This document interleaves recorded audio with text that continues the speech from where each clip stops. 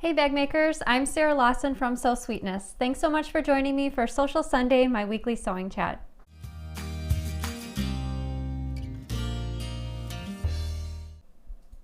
Hey everybody, happy Sunday. Thanks so much for joining me for Sewcial Sunday, and also happy Mother's Day. I see Melissa's watching, also Terry.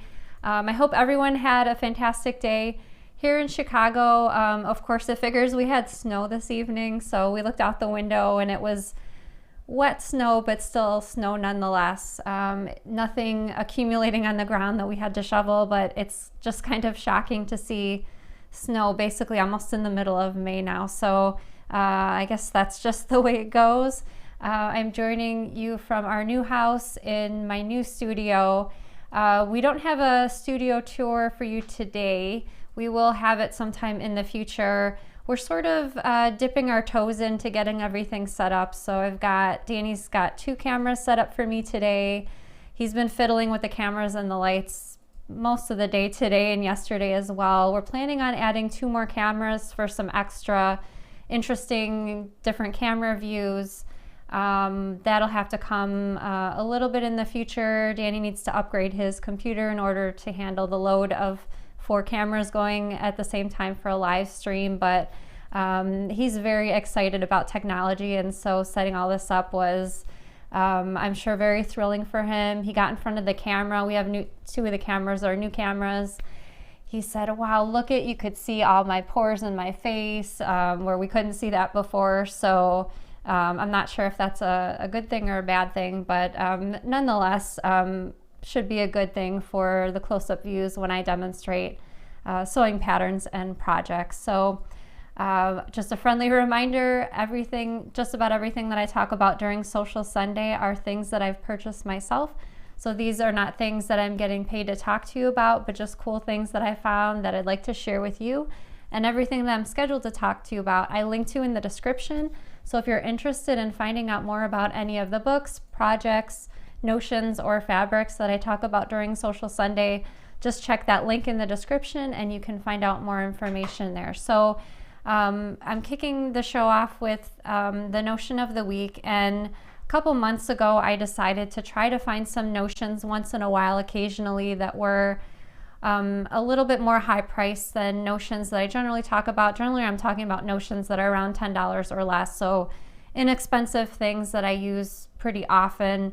But my kids challenged me to find a few sewing tools that were a little bit more expensive. And so one of the tools or gadgets that I wanted to talk about today is a binding tool. So basically a binding tool is something that installs these little plastic, what they're called combs, at the top of your booklet. So this is very helpful for PDF patterns. And the way that the combs come, they come in different sizes. So the size corresponds to how many pages that you'll be putting into your booklet. And it not only punches the holes and puts the combs through paper, but it will also do that for if you like to have a clear cover and a solid colored back to your booklet. The advantages of having the clear cover and the plastic backing to your booklet is it keeps the paper pages nice and crisp. I didn't have the foresight to purchase the clear cover and the solid colored backing. However, noticing that just with paper in it, I'm noticing that the kind of corners are getting curled. Not a huge issue, but I guess just something to keep in mind. So the box that it came in, I guess fairly large box. The good news is no assembly is required, so everything, it's just a single piece of equipment, and it works immediately out of the box. And I'm going to switch over to the overhead camera just to show you the different sizes of the plastic combs. So I purchased the 1/2-inch combs, which can bind between 56 and 90 pages. You'll just need to decide what you're printing the most common number of pages. So for instance, a 1/4-inch comb will bind between 2 and 20 pages. A lot of quilt patterns have sort of shorter number of pages. I purchased the 1/2-inch because occasionally I'm printing garment patterns that have a lot of photos and a lot of pages, you'll just need to decide before you purchase the plastic combs to go with the machine how many pages you'll think you'll be printing most often. Okay, so here's the actual machine. It just has this one handle over here. It has a handle on the side which deals with the plastic combs, and then it has a lid that just opens up. So inside the lid, I'm just going to tilt it forward so you can see on the inside. So it'll print US letter pages and then oversized pages. So it'll just slide over. Sorry, that's really shiny and competing with the camera. And then there's two little drawers on the side. One drawer will collect all the clippings from making the holes in the pages so you don't have a big mess to clean up. And then the second little drawer holds the combs, and it has, let me pull this out, it actually has different measurements for the different sizes of combs if you're not sure if you have multiple combs. So that's what that little side drawer is for. And then let me just show you how to quickly make the holes and put it through the binding clip. So first, to make the holes, I'm just using regular 8.5 by 11 US paper. And obviously you'll want to print your PDF pattern before you make the holes in it. So it should be printed first. I don't have anything printed, so I just have the white paper here. And it just slides in the back over here. You want to make sure that you have, first of all, I should say you should practice before you start punching holes in your actual PDF pattern. And you want to make sure you have equal, pushing everything down equally so that both sides are even and one side's not higher than the other. So when you make the holes, they're even straight across. So this big handle down here gets pushed down, and that makes the holes. It can punch holes in 15 pages of paper at a time. And if you're binding more than 15 pages, then let me close that for 1 second. If you're binding a booklet with more than 15 pages, you'll just do it in increments. So this is what it looks like with the holes punched in it. I'm going to open this one more time, and now it's time to slip the comb inside. So this is what the plastic comb looks like. One side has, let's see right here, one side has like the opening for the comb. So the pointy edge of the comb should be face up, I guess you could say. So I'm just going to place this in the machine. There you can see I placed the black comb in there, and I'm going to pull down this handle, and when I pull down the handle you can see it opens the comb, so nice and easy. So let's say this is the cover of my booklet. You want to make sure that the cover's face down, and then you just install the paper through the comb, and then the handle goes back up and it finishes it for you. So it's pretty quick and easy. Let me move the machine out of the way so I can show you the final result. And obviously you'll have your PDF pattern here. Covers would be nice, and it's just a nice way to keep your PDF patterns organized, especially if you like to keep them in a drawer or on your bookcase. So again, that's the Fellows binding machine, and the link for that is in the description. I got it on Amazon, and I purchased the plastic comb separately.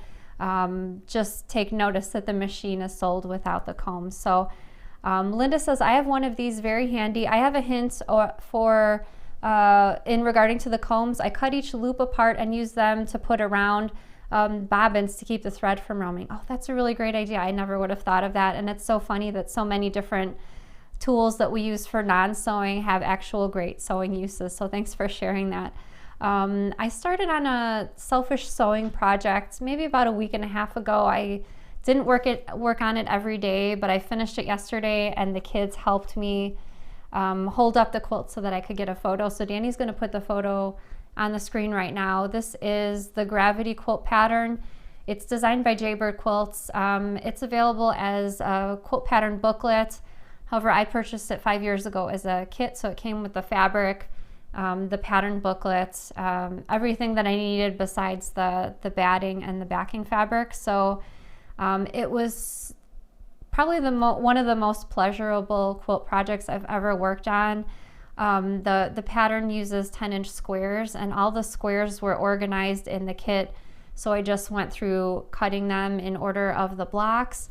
Let me show you on the overhead what the quilt pattern booklet looks like. So it's a fantastically written pattern, full color illustrations, and there's a bonus pillow.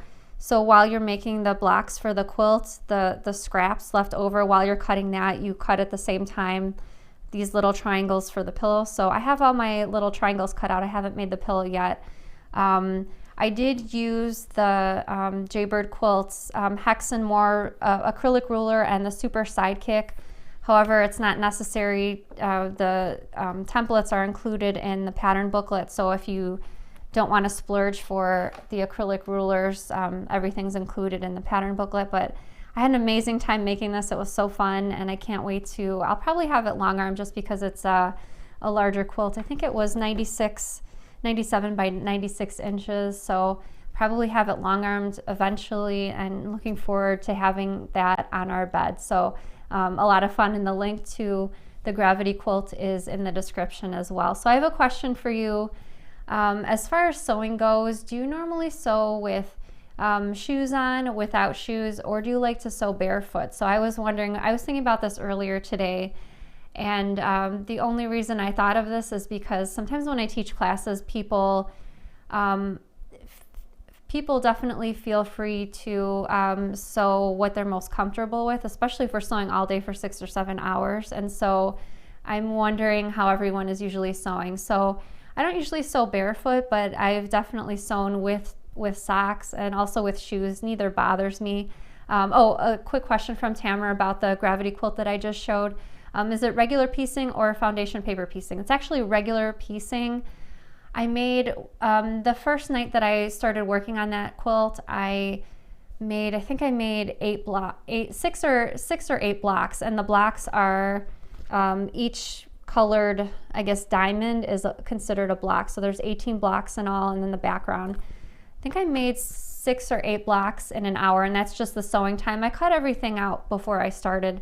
Actually, you would think the cutting would take forever. It was super quick to cut out, really quick to piece, and I think that's why I had so much fun, because it wasn't like I didn't feel like I was laboring over the quilt at all. So I can't say enough good things about the pattern, and I have a lot of other Jaybird patterns that I haven't made before, so I'll probably be making some more of those soon. What was I saying about so answer my question in the comments about how you sew, either with just socks, with shoes, or barefoot. I'm curious to see how everyone is generally sewing when they're at home. So I have a bunch of fabrics that I've been waiting to share with you. So today I'm going to share with you some Batik fabrics that I purchased in a fat quarter bundle, and I've been playing around with the cameras since Danny calls the crispness of the cameras, he likes to call it crispy. So I've been experimenting with doing different things, and so there you can see like all the different colors in my bundle. I'm going to switch over to the overhead and show you what all of the prints look like up close. And I guess I should have grabbed my scissors. Dang it. Let's see if I could squeeze this out of the bundle. You can do it! Oh, they really wrapped these pretty snug. Okay, there we go. Got it out. So these batiks are from the Untamed fabric line, designed by Sarah Sharp for Me and You Fabrics. They're all batiks, and a different array of colors of prints. So let me just flip through these really quick. I do have a few batik fabric lines in my stash. I really love the Batiks by Allison Glass. I have a few more from Me and You. I really like the batiks from Me and You because I feel like they're fairly modern, and they work with other, I guess, other styles of fabrics that I like to collect, and I like using them for kind of monochromatic quilts, because a lot of these are, I think almost all of these are just monochromatic. And as you can see, there's a lot of fabrics in the bundle. I really like the black and white ones. Those are my favorites, the white background with the black. And I also like coming up, there's a really cool teal one in here. Yeah, this one is my favorite. This one right here. I love the colors on this one. It looks really great in person. And I'm not sure what quilt I'll be using these in quite yet, but I'll probably mix these in with the other Me and You batiks that I have in my stash. Yeah, but I like rainbow quilts, so I'm sure this will fit in with some of my other fabrics. So again, These are Batik fat quarters. They're designed by Sarah Sharp, and the fabric line is called Untamed. So Danny's favorite part of the Sunday show, we'd like to invite all of the bag makers to stand proud. Let us know in the comments that you're part of the So Sweetness squad. We really appreciate you being part of our community.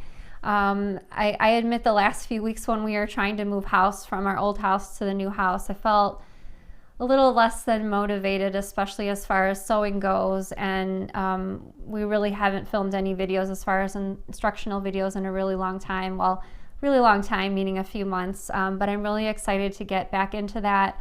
I'm in the middle of working on a new pattern, and hopefully with the new camera setup we can get to some videos soon and have some even more crisp filming styles and graphics, so really looking forward to that. So again, happy Mother's Day.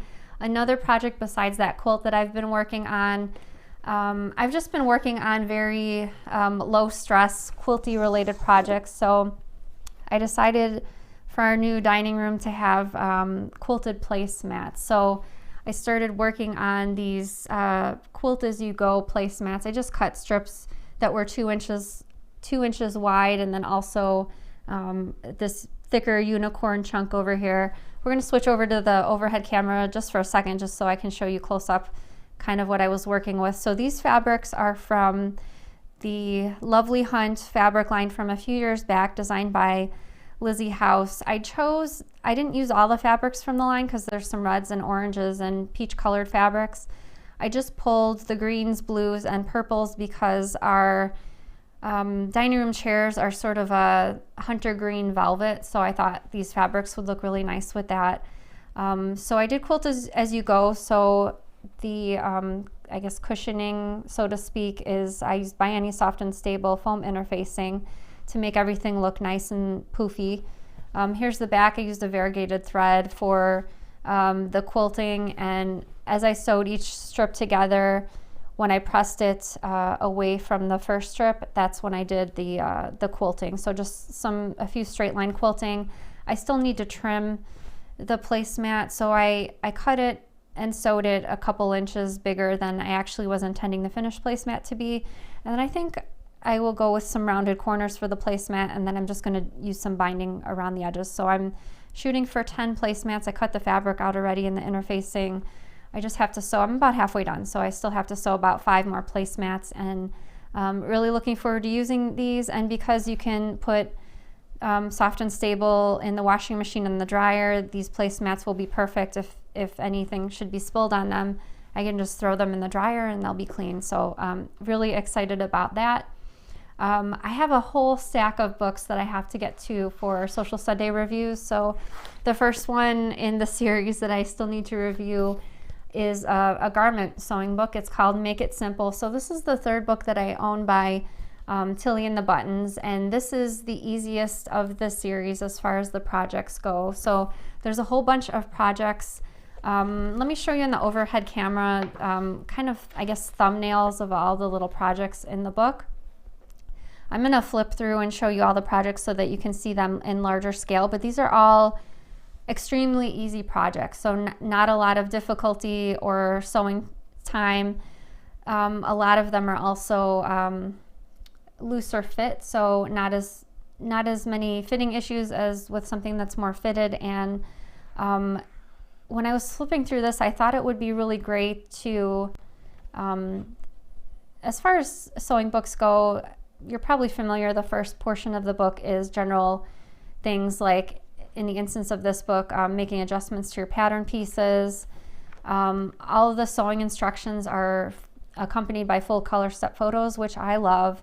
And I thought these projects would be really great if you're home with some kids or grandkids. These would be really fun projects to sew, maybe for tweens or teens especially.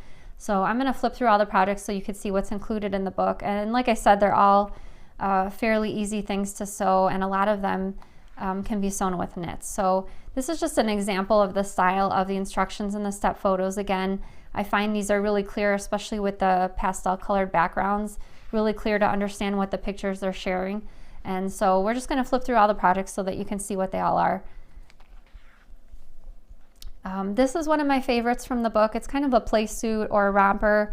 I've always wanted to wear a romper, but whenever I buy one from the store, it doesn't really fit my torso properly, and so I think this would be an opportunity to make it fit me well, and I really like the elastic at the waistline. A t-shirt, which you can't get much easier than a t-shirt. This would be really fun for summer, and there's actually a portion later on how to make your own iron-on vinyl for the t-shirts. So here's another spin on the t-shirt, I guess. It's a drawstring dress, and that looks super cute on her. Here's the chapter with making the iron-on vinyl for the t-shirts. So again, another fun spin to make it truly your own. And here's another dress, the Suki dress. This is sort of a variation how to make one of the garments a color block instead. This is my second favorite project in the book. I'll probably make this soon. It looks really comfortable and especially easy because the belt kind of pulls everything together.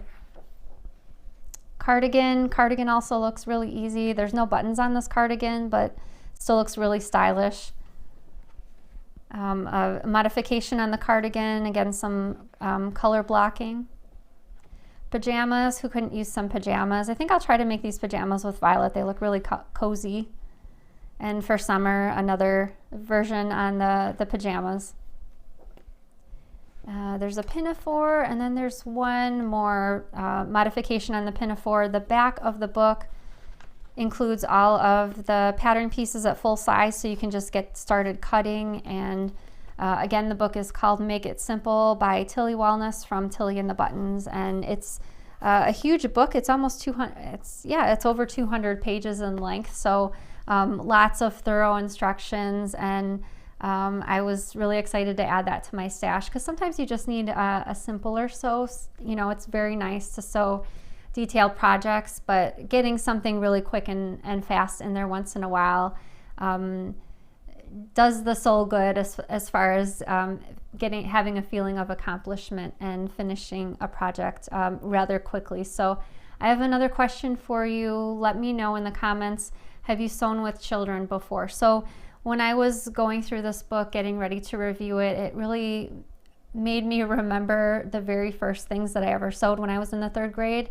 My mom taught my friend Amy and I how to sew 2 projects. One was a knit t-shirt and the other was a knit drawstring bag, and it kind of reminded me of those types of sewing projects when I was looking through that Make It Simple book. So let me know whether it be your own children or grandchildren if you've sewn with children before.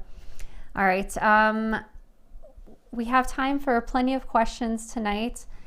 Before we get over to the questions, let me backtrack. If you do have a question for me, let me know in the comments, whether you're watching on Facebook or YouTube, either a sewing related question about a notion or tool, or a bag making question. Go ahead and type your question in the comments right now. We'll get to the questions in a second. I'll answer as many questions live as I can. I did want to announce the winner of last show's giveaway, which was Shaylin LaRose. I hope I pronounced that correctly. I've already contacted Shaylin on social media and have heard back from her, so congratulations to you. And I have another giveaway at the end of tonight's show, so stay tuned for that. So here's a question. What is the red poppy fabric on the bag in the background? Looks like Marimekko. Is it available somewhere? So this bag is the Rise into Bag pattern. It comes in 3 different size bags. I think this was the medium. I used cork fabric for the straps and accents, and yeah, this was a Marimekko fabric. I purchased this on Etsy and I had a whole lot of it left, so I'll probably make a matching pouch to go along with it. If you're not familiar with Marimekko fabric, it's designed in Scandinavia, I believe, and it's kind of pricey as far as the yardage goes, which is why I only purchased 1 print, but I feel like it's really special, and the Marimekko prints really stand out. So that's kind of when I think of Marimekko, I think of that particular print in that color, and so that's why I purchased that one. Is the subtitle I saw in the video one of the new settings Danny has? Danny, is it? Yes. Oh, Danny says it is. Facebook we have on. Oh, okay. I wasn't aware of that. Danny said there was something new with Facebook that allowed us to add that setting on there. Kim says, what are your placemat dimensions? I think I cut the fabric at, I've got my ruler here, so let me check really quick. Let's see, I cut the fabric at, the foam interfacing, I cut 15 inches by 20 inches, and all of my fabric strips I cut 15 inches by 2 inches, and so I wanted to allow myself that extra because if you're a quilter, you're probably aware once you start quilting things, everything starts shrinking down. As you can see on this side, the fabric is overlapping on the interfacing, and so that tends to happen when you machine quilt things, and so I allowed for that extra, and I still haven't decided what the final cutting dimensions will be for that mat, but it might be 18 inches by 13. I'm not entirely sure. I still have to think about that, I guess, a little bit. Rita has a great question about that book that I reviewed. What size range does the book cover? Let me check really quick.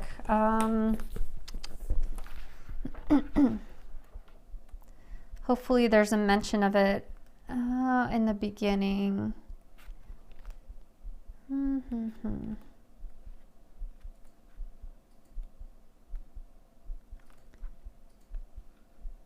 Oh, this is taking longer to locate than I thought. Let me pull out the pattern pieces. I'm sure it'll be on the pattern pieces. Okay, size 1 through size 10, which is not super helpful as far as fitting. I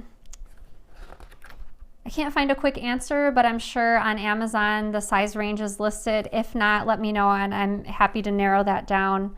And you can always email me your questions. It's sarah@sewsweetness.com, and that's Sarah with no H. Shannon says, thank you, Sarah and Danny, for a professional production. You make it look so simple, but I know there's a lot of work involved. Sorry, I'm trying to read I have a screen over here behind my camera, but there's a piece of metal holding the camera up, and it's about 1.5 inches thick, and so it's kind of why I'm looking to the side. I'm trying to read the questions. Our filming setup is a work in progress, so I'm sure we'll be tweaking the lights and different things, but for now, at least for tonight's show, everything was in place, which I'm really excited about. Kyla says, what is that bag behind you with the typewriter on it? This is the Amethyst Project bag. The fabric is designed by Melody Miller, I think when she was still designing for Coca Fabrics, which was some years ago. However, Melody Miller was with Cotton and Steel and currently with Ruby Star Society, and so over the years she's done different iterations of fabrics, including the typewriter design. Like, for instance, she has typewriter fabric with kind of like a black and white and gray scale design. And the Amethyst Project bag, let's see if I happen to have anything in this bag. Oh yeah, I have a Polaris bag inside. Tons of storage. I designed this to hold either sketchbooks, it'll hold 12-inch quilt blocks, and it's got a zippered mesh pocket, space for pens. There's a little zipper pouch over here. So Amethyst Project bag, if you haven't made it yet, it's a really fun bag. I saw a few people in the Facebook group made this bag for gifts for Mother's Day, so it would be great for that. Dawn says, tour of your sewing studio. We're going to try to do that sometime in the future. We're trying to figure out how we would do that. The cameras are hooked up to different metal arms right now, and so we just need to decide and walk through in our heads how we're going to do that. We will show a full tour of the studio at one point. Probably it will be pre-recorded, not live. Maybe I'll take some questions live, but that portion will be pre-recorded because I wanted to show you all the I have a ton of drawers in here in the studio now, which I didn't have before, and so I wanted to show you what I put in each drawer and maybe get some suggestions for filling the drawers up, because some of the drawers are empty still, or some of the things I've put in the drawers I'm not super sold on what I've put in the drawers or how I've organized them, and so I'd like to get your feedback on some of that, but that will be sometime in the near future. Gloria said, do you only have one laptop bag? So we have the Lilium laptop bag pattern, which is a bag in 2 different sizes. I don't think I have it in the studio right now.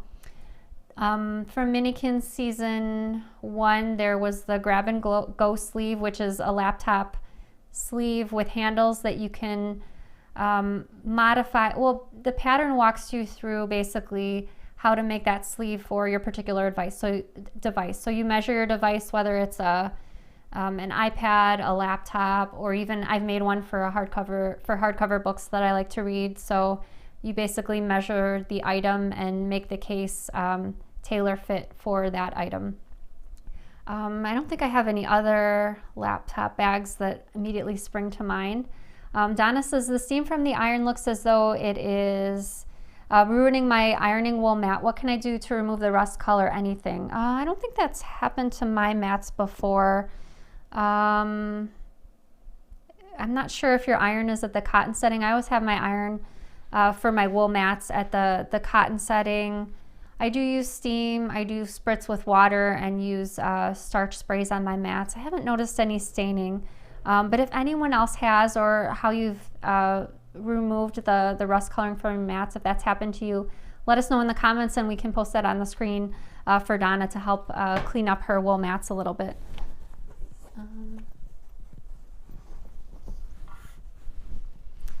Okay, another question. I want to sew a wallet, but not the day trip. What is the other option? So I have another wallet pattern called the Greenbacks Wallet Trio. It's 3 different styles of wallets, an easier wallet, an intermediate wallet, and a more advanced wallet. That's another option. The day trip also comes with a few other wallets in Minikin Season 2, and I'm trying to think. I don't think I have any other wallets besides that. Yeah. Grab some water really quick. Mary says, will you have the cork variety pack again? I just bought some and loved making the quick zippered pouches and would like to buy again. So we, while we were in the process of moving our things over to the new house, I found a box of scraps, small pieces of cut cork fabric. They were 9-inch by 7-inch pieces of cork. So we bundled them up to make variety packs of 10. Which we sold out. I think we were selling them for a couple of weeks before they sold out. I don't have any more to sell right now, and I'm not sure if we will have that again in future. We're hoping sometime in future when we get our employee back. He's home on leave. He's still being paid, but we're short our full-time employee. So maybe sometime in the future we can have some sort of sample swatches again. But for right now, unfortunately, we don't have any more left. Sorry about that. Is the picture behind you a picture or a quilt? I think I purchased this. It's a canvas print. I think the website was called Society 6 or something like that. It's a website that sells artists' work on different formats like canvases, t-shirts, pillows, things like that.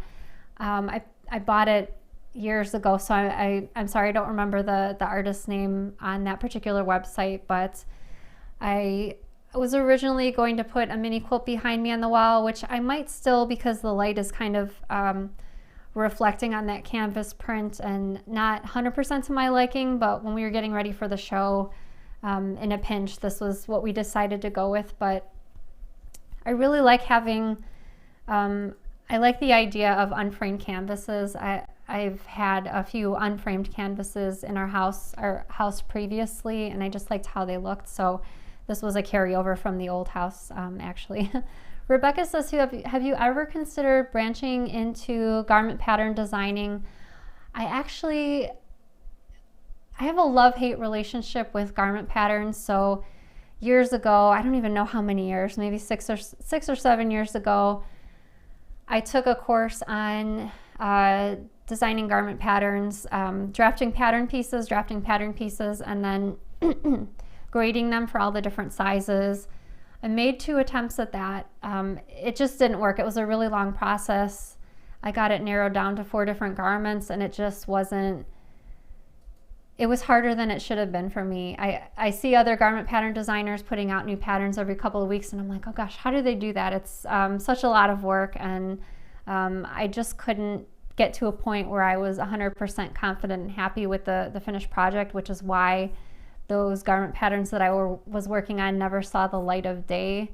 I'd like to do something with garment patterns, but I feel like I need, years ago I talked to my friend Kay, who's a fabulous pattern designer, about partnering on something like that. So I don't know, something like that might still happen, but for the time being, still just a bag pattern designer. Not just, primarily a bag pattern designer, let me put it that way. Sandy says, is that a featherweight behind you? Do you ever sew on it? So this is, let me pull it up over here. This is not a working machine, but my friend Kim got this for me. I displayed it when I designed fabric years ago. I displayed it in my trade show booth for Quilt. It's called Quilt Markets, and it's an industry trade show where fabric and pattern designers show off new products for shops, quilt shops and fabric shops to purchase. So it's actually not a working machine, but even though it's not working, it's still a really pretty display item. So that's why I decided to display it in my backdrop of the new studio.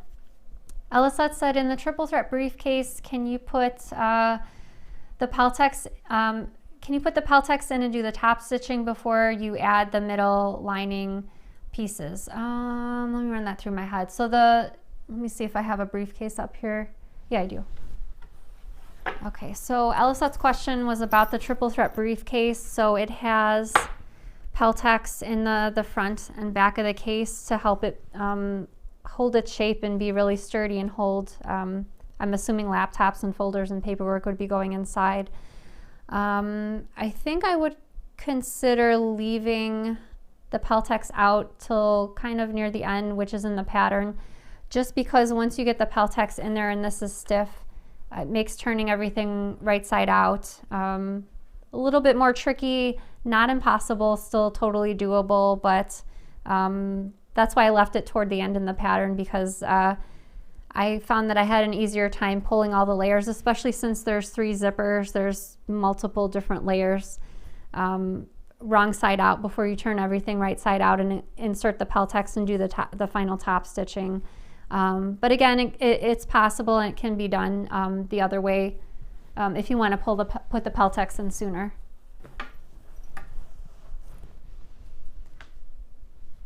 Ruthie says, will you be selling Chicago screws? So I'm working on finding appropriate Chicago screws. My hardware manufacturer proposed a different type of Chicago screw that I'm looking for Chicago screws that use a screwdriver.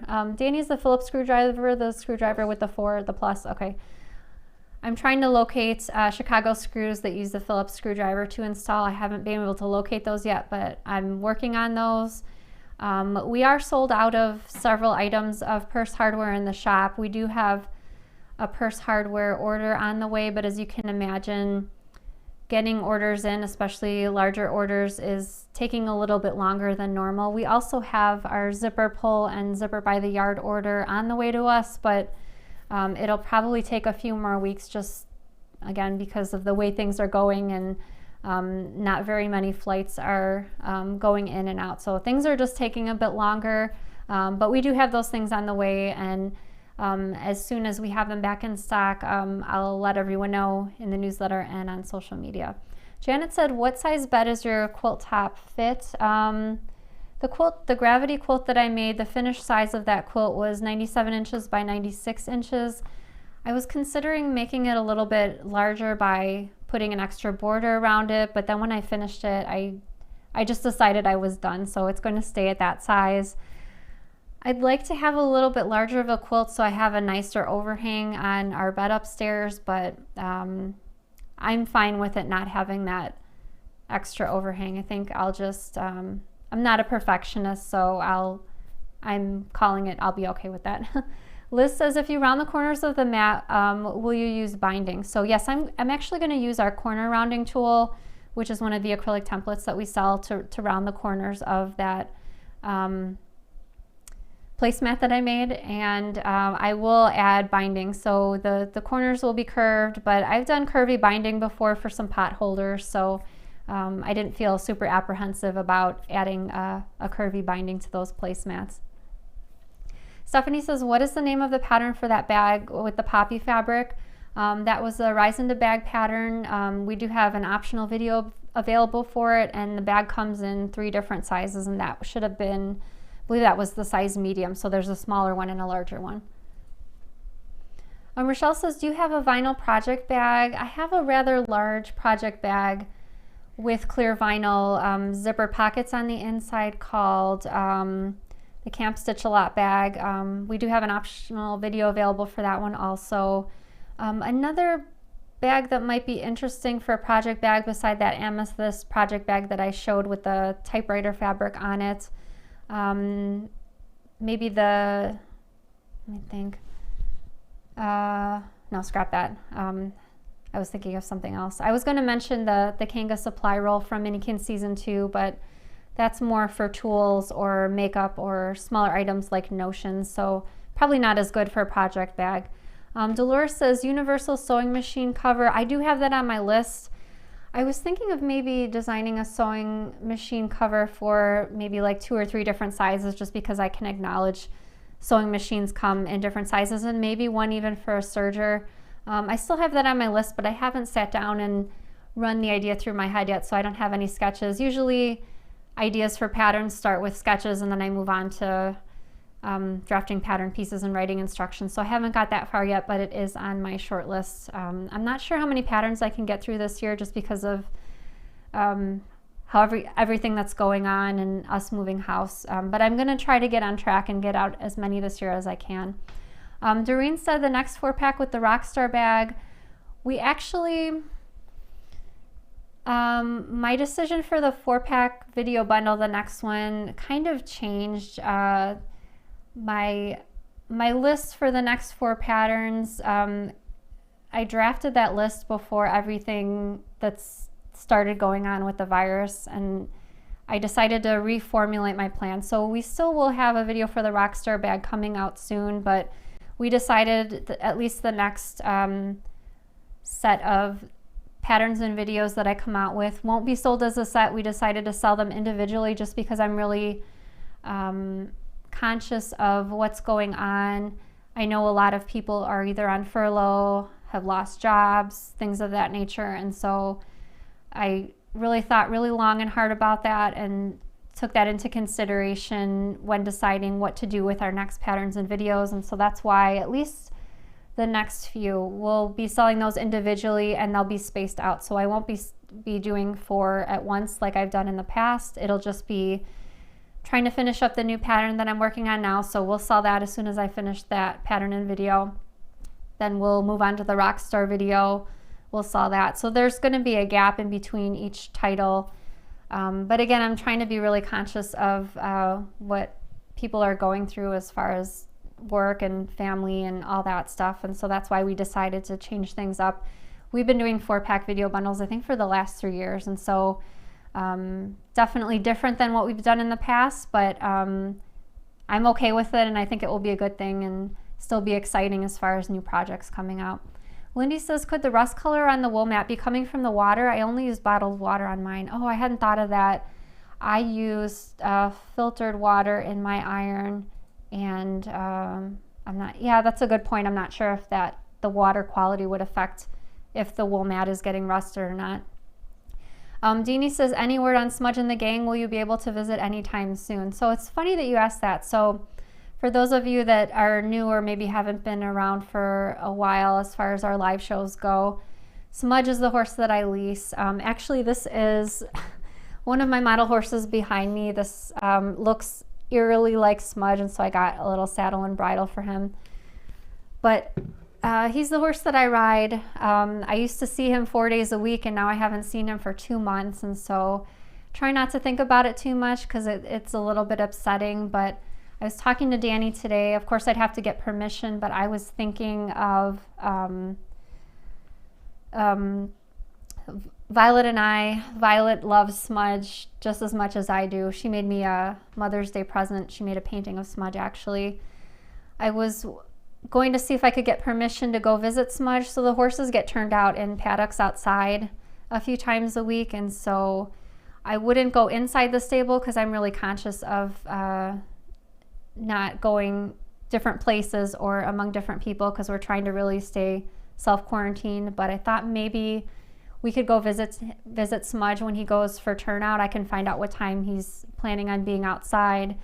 We can bring him some carrots. I don't hand feed Smudge because he gets a little greedy, so I thought maybe we could bring him a small bucket of carrots, some lawn chairs, and just, we wouldn't touch him or touch anything else, but maybe just sit outside with him while he's in turnout in lawn chairs, if that would be okay with the stable owner. And that was I don't know, like I feel like I really need to see him. I don't want him to think that I just kind of abandoned him, and I think he would enjoy sitting outside with us because he really loves Violet also. So I'm going to see if I can make that work.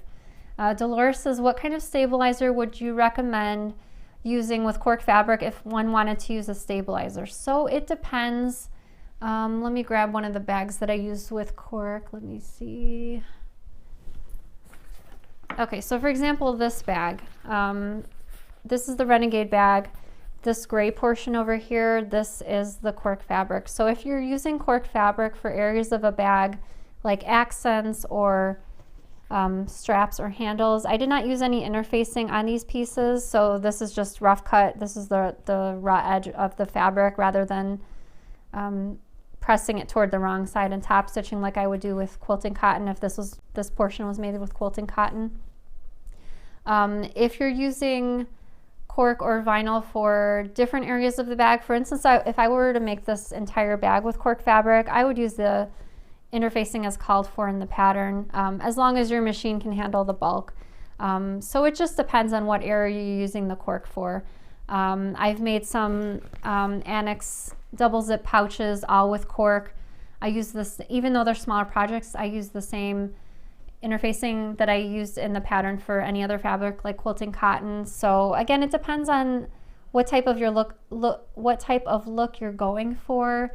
You could also sew those small projects like pouches with no interfacing at all because cork is pretty substantial. So if you're ever unsure about what different combinations of interfacing you should use with your cork fabric, you can always email me. I'm happy to help. And that's actually a really easy question to answer if you're working on a particular project. So again, you can always email me. My email is sarah@sewsweetness.com, and that's Sarah with no H. And I'm happy to help as always. Danny, are you calling in on the questions? All right, Danny's calling in on the questions for tonight, so I apologize if I did not get to your question live. But we're gonna get over to the giveaway. Let me see where I put my giveaway stuff. Okay. We're gonna switch over to the overhead camera really quick so I can show you the giveaway prizes. These are, I thought people would like having some extra fun hand sewing kits to work on while they're at home. So these are Whimsy kits designed by Heidi Boyd. So this is a little wool squirrel set. This is really cute. Here's an embroidery kit with the hoop, the floss, everything you need, the little wool pieces to make this adorable project, and also a tea towel embroidery kit. So these are all a sampling from Heidi Boyd, and also included in the giveaway is this block of the month pattern from it's called Inspiring Stitches, and it includes full color illustrations of the block instructions to make this quilt pattern. So all that's included in the giveaway. All you need to do to enter the giveaway is to answer this question in the comments wherever you're watching our live show, either on Facebook or YouTube. And the question is, what is the most common wild animal that you find in your own backyard? So I realize viewers in different countries might have a different selection of wild animals. In our new house, I've actually been enjoying seeing, there's a hawk that lives in the area, and I see her every couple of days. Also, the other day when I woke up in the morning, we have a lot of trees in the backyard, surrounding the backyard, and I saw like 5 or 6 little dots jumping from tree to tree, like in a line, like a procession line the other day. And after a while, I realized it was a family of squirrels. So it was a mother squirrel, and it was like 4 or 5 babies, and they were just following each other really closely in a line. So those are in Chicago. Those are some of the common, well, Chicago suburbs. Those are the common wild animals that I found in my backyard. Let me know what the animals that you find usually in your backyard are, and you'll be automatically entered for the giveaway. I'll choose one randomly drawn winner at the end of the day this Saturday and announce that winner on next Sunday's show, and they'll win that great prize. So again, thank you for watching Sewcial Sunday. We're really excited to be here in the new studio. I hope you have a great week and happy sewing. Bye, everybody.